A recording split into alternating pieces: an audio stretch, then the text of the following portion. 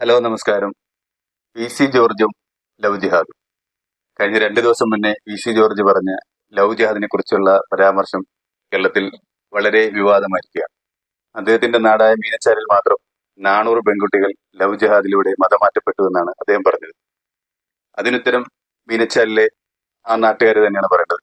ഒരു താലൂക്കിൽ നിന്ന് മാത്രം 400 പേര് ഇത്തരത്തിൽ ലവ് ജിഹാദിലേക്ക് പോയി എന്നുള്ളത് ആ നാട്ടിലെ പെൺകുട്ടികൾ അങ്ങനെ പ്രണയിച്ച് മതം മാറാൻ വേണ്ടി നടക്കുന്നവരാണോ എന്ന് ആ നാട്ടിലെ പെൺകുട്ടികളും ആ നാട്ടിലെ നാട്ടുകാരുമാണ് പി സി ജോർജിന് മറുപടി കൊടുക്കേണ്ടത്. ഇത് ഇന്ത്യയുടെ പരമോന്നത കോടതി സുപ്രീം കോടതിയും ഇന്ത്യൻ പാർലമെന്റിൽ ഈ വിഷയമായിട്ട് നടന്ന ചർച്ചയിലും പറഞ്ഞത് ഇന്ത്യയിൽ ലവ് ജിഹാദ് എന്ന് പറഞ്ഞൊന്നില്ല.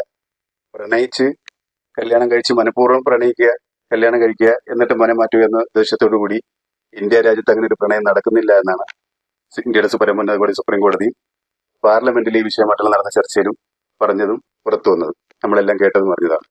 പിന്നെ വീണ്ടും എങ്ങനെയാണ് പി സി ജോർജ് ഒരു താലൂക്കിൽ നിന്ന് മാത്രം 400 പെൺകുട്ടികൾ, എനിക്ക് തോന്നുന്ന ആ നാട്ടുകാരെ മോശപ്പെടുത്തുന്നതായിട്ടാണ് ആ പരാമർശത്തിലൂടെ എനിക്ക് തോന്നിയത്.